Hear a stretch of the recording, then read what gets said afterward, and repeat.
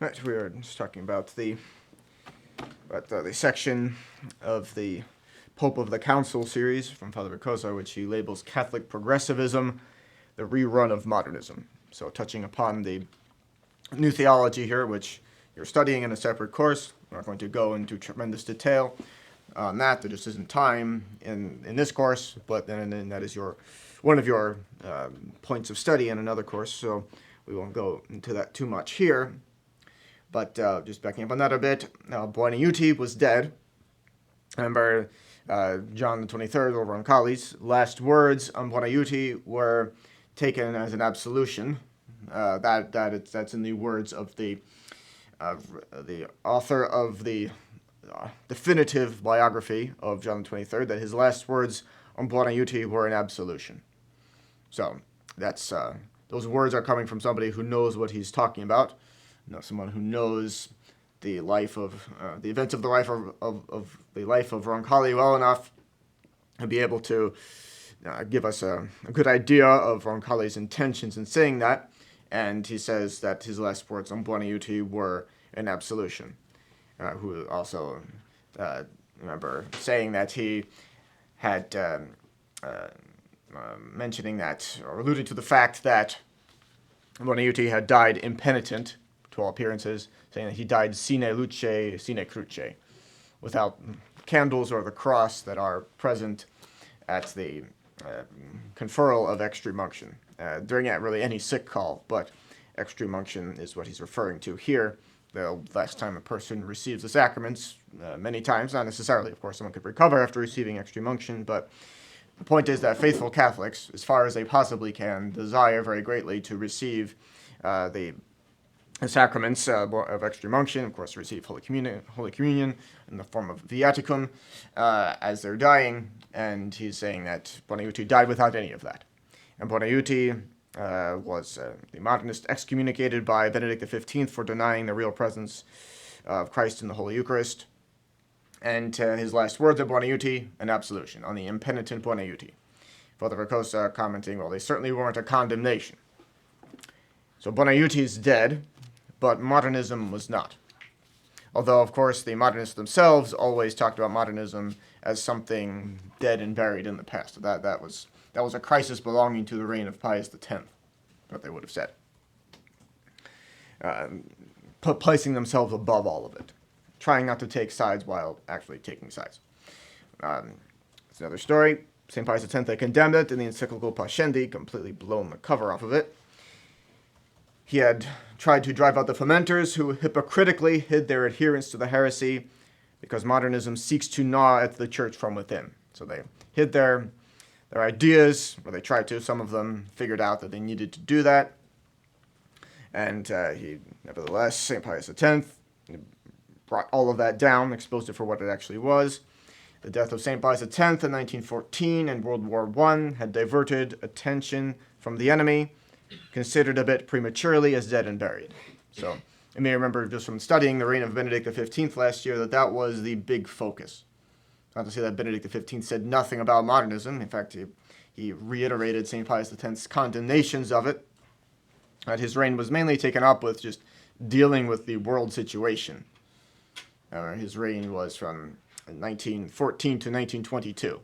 And 1914 to 1918 were the war years.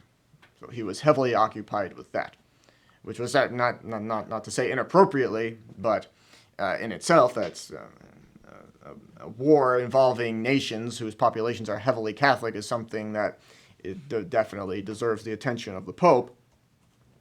But it meant that modernism was, unfortunately, that problem got lost in the shuffle, really. Prior to that, there hadn't been a huge European war in quite some time. The most recent one was the Franco-Prussian War of 1870 and 1871, which was, all things considered, quick. It was very bloody, very violent, but it was over fairly quickly, all things considered. And there hadn't been, in other words, any Napoleonic any conflicts of Napoleonic proportions since 1815. So modernism, the late 19th and early 20th centuries, that was something that Pope St. Pius X could focus on. There was nothing else, really. And not to say that things were dead on the world stage by any means, but there was nothing like that going on. So, World War I just took the forefront in everybody's minds. And between those two wars, modernism and its more or less conscious abettors cautiously raised its head. We talked about this, that there are people who are now listed as having been contributors to the new theology who may or may not have actually realized that they were contributing to it, supposedly or not. Sometimes you look at what they supposedly contributed to it, and you think that might just be a retrospective attempt to enlist, in fact, faithful Catholics into the supposed redevelopment of, or supposedly enlist them in the redevelopment of modernism. Whatever the case, with regard to that, the objective, as we've said before, remained the same. Modernize the church. Bring it up to date. Remember, Loisy is saying the church cannot remain the same. If the church is to survive, it cannot remain the same. And he said that during the reign of St. Pius X and got disciplined for it. But their ideas, they stopped saying that all out loud. At least, if any of them said it, they were quiet enough not to get noticed. But they still think this. Remember, we said that they're thinking very much along the lines of adapt it to progress and modern civilization, which just happens to be the 80th proposition condemned by the syllabus of Pius IX. So unable to present themselves openly as they were, the modernists pushed dogmatic questions to the background and endeavored to spread their ideas by pastoral means. Modern man is far from the church. Souls must be saved. To save them, the church must be converted to the modern world. And that is it in a nutshell.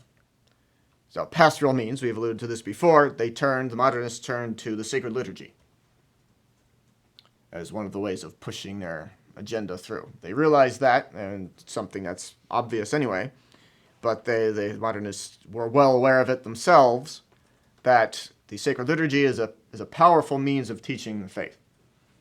And they thought, well, maybe we can adapt it to teach heresy. And in fact, that's what happens. The Novus Ordo clearly destroys the faith in the souls of anybody who assists at it. Clearly. Just look at the state of the Novus Ordo today, and that's abundantly obvious. Of course, there are other contributing factors to the state of the Novus Ordo today, but that is chief among them, for sure.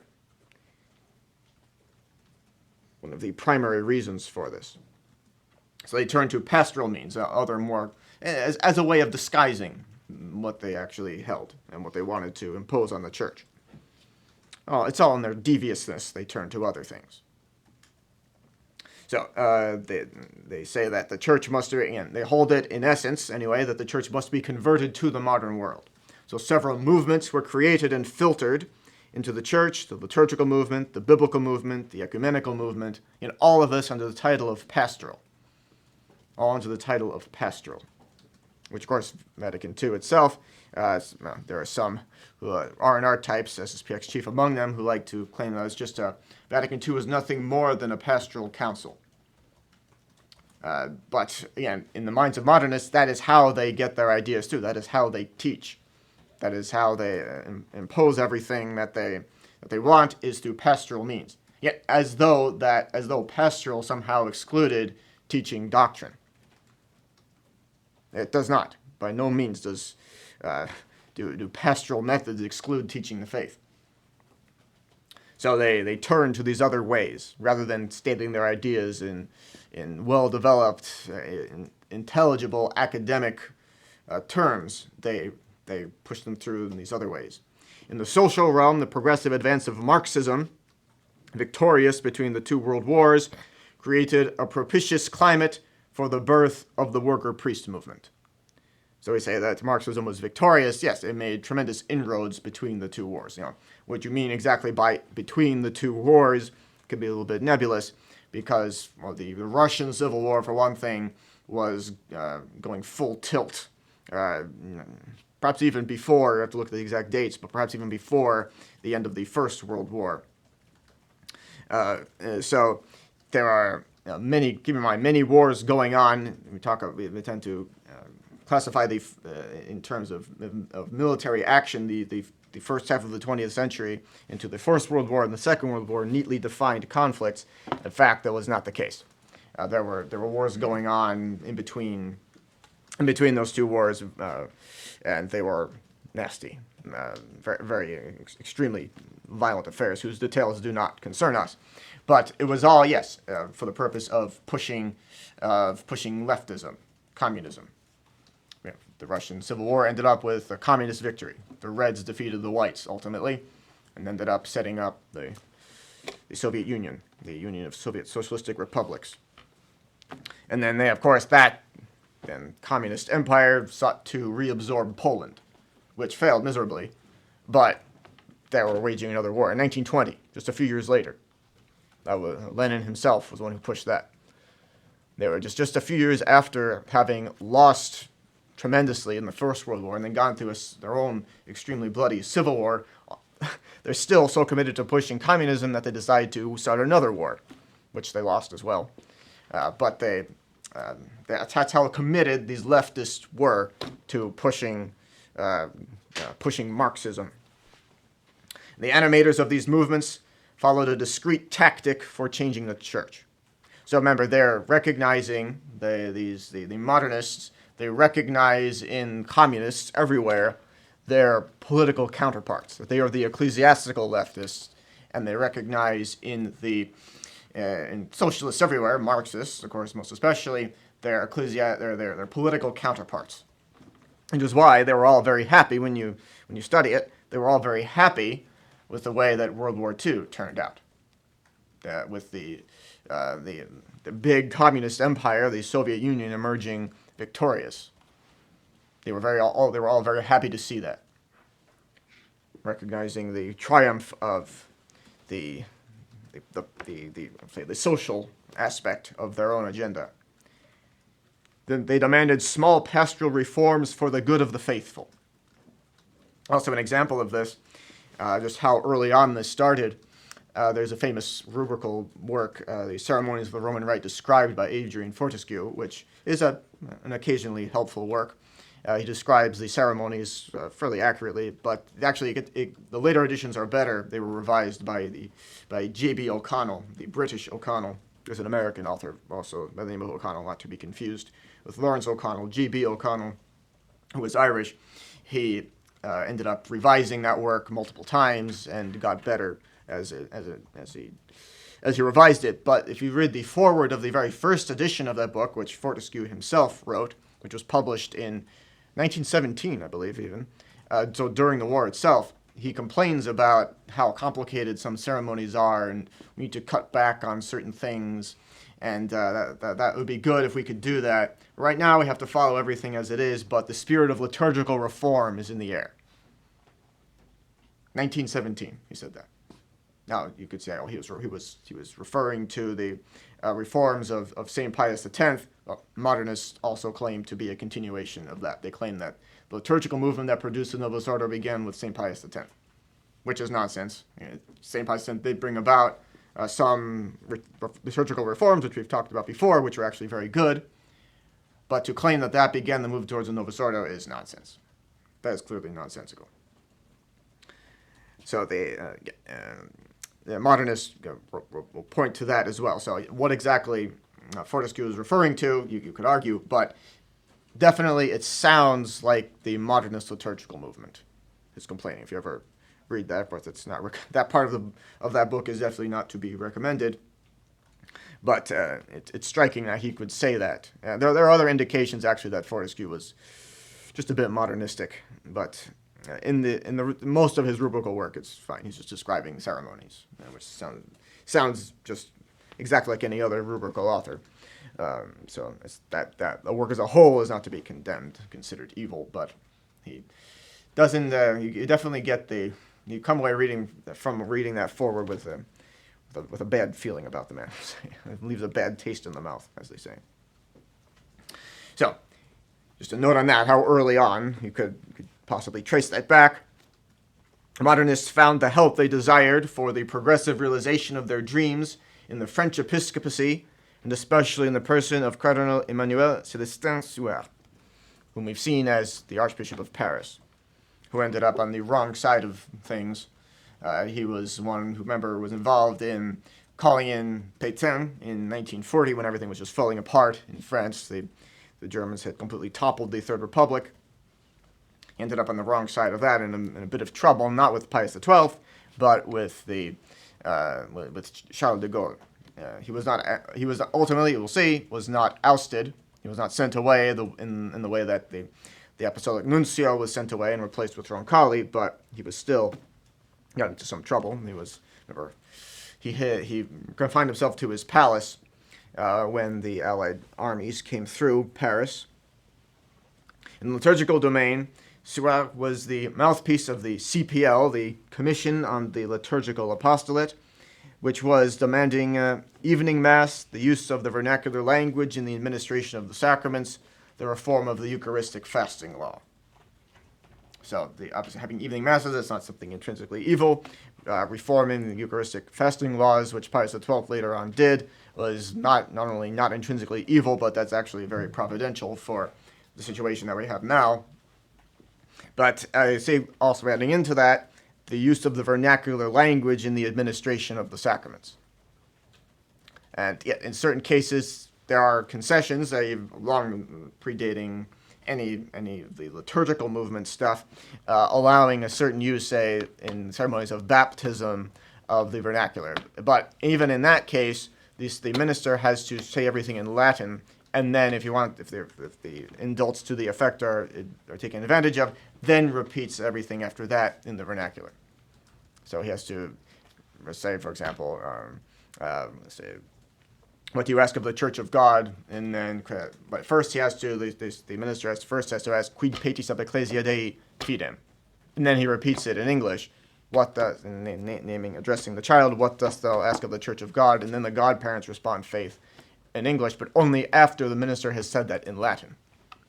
So it's not, it's very, very limited. And also, for example, when the godparents are supposed to recite at least the Our Father and the Apostles' Creed, as they come into the church, they do that, indeed. They're allowed to do that in English, but the minister has to recite that in Latin.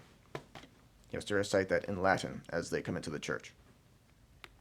So everything must be done in Latin, even if certain things are allowed to be done, it's really repeated in the vernacular. But there are clearly, here he's asking for something wider than that, because that was already in place. He's asking for something wider than that. In the exegetical domain, so exegesis, of course, hopefully everybody's aware, refers to interpretation of sacred scripture. Talk about exegesis, the interpretation of sacred scripture. It's a fancy term for something that's definitely a science all on its own, but it's a fancy term which might be a bit intimidating, but actually what it means is quite straightforward. In that domain, Cardinal Suhard taught what historians have called suppression of opposition to the historical method in biblical science. So suppression, so that sounds all very nice. He's a suppression of opposition to the historical method. You might even get lost in what he's trying to say there. But what that means is suppressing what? Opposition to what? He's getting rid of those who wants to eliminate, really, the anti-modernists, who want to at least get them out of the way, get their interference, as he sees it, out of the way of using the historical method. And historical method, again, we've talked before about what study of history is, what we're doing here. Just looking at the facts and coming to a correct understanding of past events by getting to the truth. That is the study of history. Historical method, when the modernists talk about that, that's using really rationalism employed to the effect that we can ultimately deny everything about sacred scripture, can call everything into doubt. Historical method. Or something modernist, again, they wouldn't put it that way.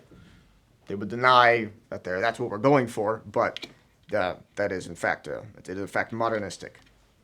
His intention was to demolish the obstacles posed by the decrees of the Pontifical Biblical Commission during the anti-modernist period from 1905 to 1909. The Biblical Commission, whose decrees, remember, were given the such authority by St. Pius X that their decrees, although considered not positively infallible, not considered to be positively infallible, still considered to be negatively infallible, as perhaps reformable, but not containing any pernicious error, and so require internal religious assent under pain of mortal sin. So they're not considered positively infallible, but they do require that internal assent. And to deny that, to refuse that, is to commit a grave sin. Okay, just internally, to refuse to believe it internally, to believe the decrees of the biblical commission, is a grave sin in itself. It is. And that is even with regard to decrees that are not positively infallible. So a later pope could come along and alter something about it. Okay, that wasn't quite right. It's this way instead. Right? And that has to be given that internal assent. So this is just one example of a proof, and there are many of them, but just one instance of a proof to the effect that the popular idea that if something's not infallible, I can deny it, is completely false, which is a very popular idea. That R&R types just that is one of the major tenets. Perhaps they don't even they wouldn't state that explicitly, but clearly they draw many conclusions from that premise, which is utterly false. So in the social domain, it was Cardinal Suhard himself who approved, protected, and patronized the worker priest movement. So patronizing in this case, meaning actually functioning as its patron and protector and so forth, helping it to achieve its end. While Pope Pius XII saw the renaissance of modernism and the new theology that was appropriately creating a fury in Lyon and Paris, Cardinal Suhard wrote a pastoral letter, Essor ou déclin de l'Église, so the progress or decline of the Church, to denounce the peril of integralism. Never mind the modernism. The integralism is the problem. Which, of course, is a code word because of its association with the integral Catholicism, as it was called, integralism of the reign of St. Pius X. That just, now in this case, this means anti-modernism. So the problems of anti-modernism is what that means. And so something to get used to doing is learning the modernist code, we might call it, which is to get definite ideas across. I mean, it's not a cipher. It's not a clearly defined code by any means, which it's not meant to be. It's meant to be it's purposely obscure. But the code is, if you want to call it that, is the way they say things. You get a definite sense of something being good or bad based on the tenor of their writings or of their sayings, and different terms they use. Some are clearly laudatory and some are clearly derogatory, and you end up getting a bottom line, a clear impression, without that you really can't trace back to any one clear thing that they say. On occasion, yes, but really the more crafty the modernist, the less likely that is to be the case. So you have to get that, get a sense for that. And once you get a sense of that, say for example from studying the Modern Errors course, the New Theology section of it, you come away with the ability to detect immediately any modernistic writings. So that's it. It's as painful as it is to get through all that, study all of their errors and try to keep track of them, keep them straight. Who said what? The mind, after all, is not meant for error. That makes studying error necessarily difficult. But once you have done that and come away from that, of course, all the necessary safeguards being taken to avoid corruption through seeing those things, you come away with a definite sense of how these people write and speak, how they get their ideas across, how they give impressions. That's really what they do. They give impressions. So this is right here. Integralism is, this is even not particularly subtle. That's definitely referring to anti-modernism. The movement for the defense of the integrity of the faith promoted, blessed, protected, and financed by Pope St. Pius X object of the praise problem here of the bishops of Como and Volpi, of Arezzo in their pastoral letters, the movement hated by modernists of all origins, and henceforth dissolved with the death of St. Pius X. This was the movement put on the same level as modernism, the synthesis of all heresies, and denounced as the principal danger of our times. You may remember that Cardinal Ferrari, in the time of St. Pius X, also denounced the anti-modernists as being just as modern as the people they're attacking. Yeah, whatever that's supposed to mean. It's just not to say that Ferrari was a modernist himself. He was a modernizer, which actually is worse, because that means that, for one thing, they avoid any kind of censure, or at least to the same extent as the modernists, those who actually just say the things that are condemned. But Ferrari was definitely a modernizer, someone sympathetic to modernism, a protector of it. Remember, he was he was in the circle of Radini Tedeschi, for example, as was Cardinal Mercier. There were all these leftists, all the ecclesiastical leftists of the day were all friends, and Roncalli was a young priest in their circles at the time. Ferrari said things that come across similarly. That was really complaints, just complaining. Giving the definite impression I don't like them, and not without attacking St. Pius X directly, without attacking the anti-modernists. I'll say at least not naming anybody, but just giving this definite impression that this is bad and I'm going to complain about it. Even if the actual complaints, when you look at the the actual words used, it's nonsensical. You clearly get the idea he doesn't like them. So also here again, modernism is supposed to be dead at this point. So the integralism that's supposed to be opposing it is something that's also retired. Why keep complaining about it? Except that you don't like the fact that anti-modernists, people who oppose modernism, are still around. And if you look at, maybe you've seen it by now, but all of those new theologians, quote unquote, they're not actual theologians, they all complain about neo-scholasticism being something bad. They don't want to say people actually faithful to St. Thomas, because that's something good. Anybody with any kind of sincerity would immediately recognize that as being something good, but they complain all about neo-scholasticism. They don't use the term integralism either. That would also be a little too obvious, even if Cardinal Suhard managed to do it.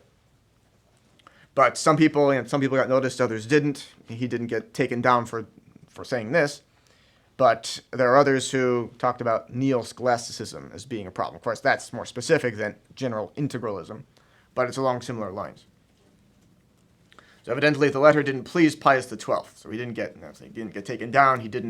Cardinal Suhard was not removed because of this. But this letter did still, Pius XII was displeased by it, and Pius XII, as we've seen, allowing all this to happen, and even urging it to a certain extent, allowing the worker priest movement to take place, which we'll see. That's on this very same page here. Not good, definitely not good, allowing these new theologians to come up, to survive.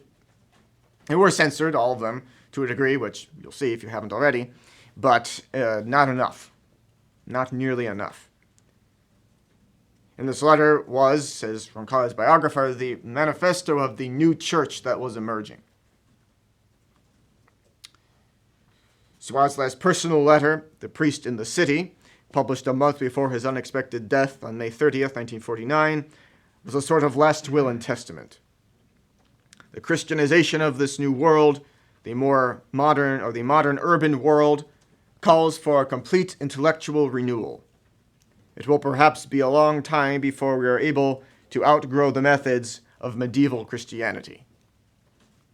Now, medieval Christianity meaning the faith which was held to certainly in Western Europe, by all of those Catholic nations, unquestioningly. Not to say that the Middle Ages were free of all problems, definitely not. Fallen human nature is still fallen human nature, even when the nations in question are inhabited by people who are, generally speaking, good or faithful Catholics, certainly hold the faith, have the virtue of faith. There will always be fervent Catholics, there will be less fervent ones, those who are might be called simply good, and then there'll be those who are lukewarm and those who are outright bad. But talking about medieval Christianity just means referring to an age in which everybody held to the faith unquestioningly. There was no modernism in the Middle Ages, certainly not. No question at all of those errors arising. In fact, everybody was very keenly aware of the dangers of heresy. It was quite thoroughly grasped in the Middle Ages, the fact that heretics are a tremendous danger both to souls, obviously, to the eternal welfare of souls, but also simply to the order of the state. Because everybody realized that all authority, understood clearly that all authority comes from God. All authority comes from God, and therefore all heretics will never stop with rejecting the authority of God as the author of the supernatural invested in the church. Anyone who rejects that, the authority of God so invested, will necessarily proceed to rejecting the authority of God as the author of nature invested in the state. They all understood that.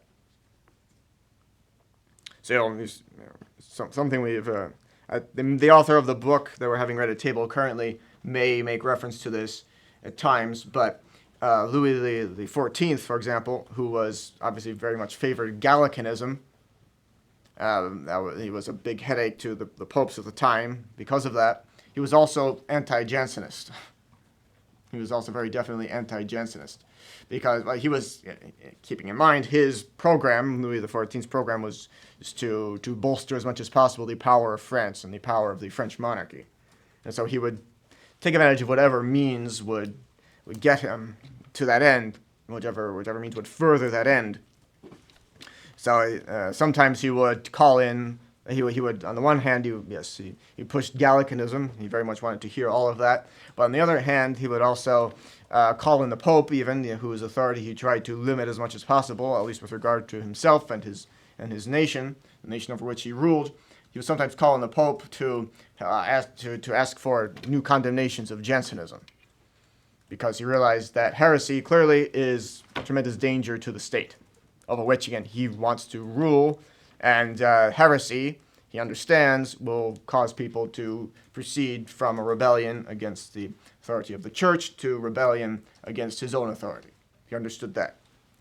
For all of his problems, his reign was a great one for France in many ways, but he was himself certainly not free of personal problems, and personal problems and also problems with regard to giving trouble to the church. But he realized that much. He understood that much. So looking at the worker priests now, leaving the 17th century behind us, the worker priests started with Bishop Suhard, who, as Bishop of Bayeux in 1928, stated that in the great factories of Caen, Christ is unknown. That may well have been true, actually. But we'll see whether his ideas on how to deal with it were correct. So 20 years later, in 1948, when he came to Paris to celebrate the 50th anniversary of his ordination, his impression was the same concerning the capital. When I walk along the outskirts of the dead factories, where the streets are illuminated from the center, when I see the crowd, in turn refined and miserable, my heart is oppressed with sorrow. So without doubt, since the Revolution, France and the rest of the world had not ceased to de-Christianize itself. So yes, he may well be recognizing true problems here. It's an established fact, as Father Ricosa says, it's obvious. According to the expression of Pius XII in his encyclical Humani Generis, which actually, in principle, that was the encyclical that brought everything in order with regard to the new theology. You may have seen it. If not, I imagine you will. But that was the one that theoretically set everything in order. And Pius XII clearly himself did not favor that at all. Not at all. And he even promulgated this encyclical condemning those ideas. You read it, it's perfect. As Pius XII, of course, all of his doctrinal pronouncements were, in the sense of having nothing intrinsically wrong with them. You might argue in some cases, this or that should have been condemned much more strongly, or in a way that was clearly bringing down an error, but outside of that, this, when he actually got down to censoring the New Theology, Numine Generis, excellent. In fact, it's even suspected that Garrigou was the material author of it. Which, if you read it, that may well be. That's entirely plausible. But, whatever the case, promulgated by Pius XII, and he says in it that the modern world is outside the fold of Christ. And that's difficult to take any issue with for many reasons, not only because it's in an encyclical and addressing the very issues of the modern world, but also just from blindingly obvious experience. It's only gotten worse since the mid-20th century. 1950, I want to say that encyclical was promulgated, though I have to check that date. Things have only gotten exponentially worse. So, for many, many reasons, we cannot take any issue with that. And Cardinal Suhard said, in his ideas of how to deal with this and assessing the problem, he said in 1948 that the theme of his meditations was always the same. There is a wall that separates the church from the masses. We must tear down that wall at any cost. So perhaps there is a wall that separates the church from the masses. There are different ways you could take that. That can be taken correctly in the sense that the revolution has built up a wall keeping many people out of the church. Because the church has not changed anything. Nothing substantial, certainly. But what he means by we must tear down that wall at any cost, yes, the church is very much interested in tearing down the false ideas of the Enlightenment that led to the revolution, everything that proceeds from the revolution. Yes, all of that ought to be torn down. Not only should, but must be torn down. But what he's saying here could be taken correctly. But the way that he means it is something less than ideal, to put it euphemistically. 25 priests named by Suhard, on the advice of Father Jean-Marie Leblanc, left to travel to Germany for forced labor. And these were the first worker priests. Starting up, this was the idea. This is how the church is going to reach the masses. Send priests just to go get jobs in factories and dockyards and whatever else, other places, soup kitchens maybe, something like that. And this is how the people realize that the man working next to, amongst the men, some of the men working amongst them, that the man, the next one down on the assembly line or whatever, that he's a priest, so that will open up the church. They'll become open to the church through that. That's the idea. We're going to go out and be more in touch with the people, with the working classes. As though the church had never been concerned with the lot of the lower levels of society before. Obviously, the church has done a great deal throughout history to bring about the end of all kinds of problems, all kinds of oppressions. The church has always been a check on the power of the civil rulers who always want to step outside of their bounds. The church has always been very much involved in all kinds of charitable work. So many of the lives of the saints were taken up with that, with ecclesiastical approval, setting up all kinds of institutions for people who needed help of any kind, for anybody who was truly poor, anybody who say women of low repute, women living on the streets. There were saints, women who were religious, set up institutions for such women to recover themselves. And the church has always been very much involved in that. You take the lives of many saints. Clearly, the church has always been involved in lifting up the situation, most of all, the moral situation of those the lower levels of society.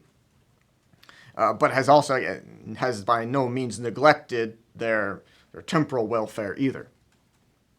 So all those things that now people look to the state for in a socialistic way, all of that was in the Middle Ages, for example, was taken care of by the church. All these charitable institutions were run by the church, with, of course, animated by charity.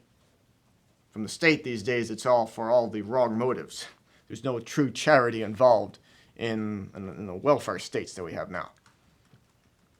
So the church actually provided charitable assistance out of charity, out of true charity. And so it was received, therefore, gratefully, and there was no detriment involved in it. Unlike, say, today's welfare states, People just end up living off the state. They see if the state will just take care of me, I don't have to do anything. They have no motive to take any kind of active part in improving their own lot. So these were the first worker priests, with this idea that this is how we're going to break down the wall between the church and the masses. We're going to send priests into the workplaces. So they had to improvise liturgies in the most inappropriate places. Latin and the ancient rites did not speak to the workers, they thought. Returning from the prison camps or from the resistance, the priests had survivor complexes and did not wish to return to normal parochial service.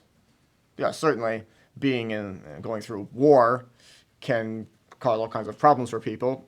And also, keep in mind that today, anytime you hear about a war, that's something you might pay attention to or you might not, depending on whether you want to follow the news or not. And many times it's just less depressing not to. Whereas in the past, war was something that changed daily life, so turning it upside down. It's something that very few people alive today in first world countries have had any experience of any kind of actually being a part of a nation that is at war, in the sense of has really committed itself entirely to war. Say during the Second World War, in Britain and the United States, there was a system of rationing of different food items. Life was just completely changed. Life was heavily affected by the fact that your nation had just gone to war, and of course, men being conscripted into the armed forces to go and fight in all kinds of different places. And yes, many times it happens that people coming out of the military have difficulty adjusting themselves. And that is throughout history there are examples of that. The ex-military personnel sometimes. Depends on what they've been through or how long they've been in, but they sometimes have trouble readjusting. Some do, and not all, of course. Some will get back into civilian life easily, but it's not an uncommon phenomenon that this should happen. And perhaps some priests having been through the war, having been caught up in the resistance, perhaps, which was not something that the church encouraged by any means. But we could talk about that. But they may have gotten caught up in it anyway, and therefore were shaken up by everything so much so that they were perhaps incapable of returning to normal functioning. This is perhaps if there were a significant number of priests who were having those kinds of problems, they may have been willing to get involved in this priest-worker movement, which was something that was not normal priestly activity, obviously. So, have no fear, this is Father Rico says, have no fear. Bishop Suhard had prepared for them the French mission and the Paris mission, where the priests, pioneers of the avant-garde, as Suhard himself defines them, fancied themselves Suhardians. So it's a term that they coined to refer to themselves. And the avant-garde, that means, well, the front guard. Oftentimes it's used for modern art, talking about the avant-garde this, avant-garde that, all the modern, really modern stuff, all the really, really bad stuff in modern art, that's all the avant-garde. The idea is that it's progressive, and if you can see the beauty in this, then you are somehow more advanced and developed. So that's why people who claim to see something beautiful in ugly architecture or music that doesn't even deserve the title, it's all just pretentiousness. And I mean, I'm not just talking about rock music, that obviously, no. But we're talking about modern stuff that supposedly, think of it as being the music, we could talk about that for a while, but the musical equivalent of modern art. People who claim to see anything beautiful in any of that, it's pretentiousness. It's just ugliness. And they're pretending, it's a way of pretending that they're somehow more developed. Oh yes, I see how that's so beautiful.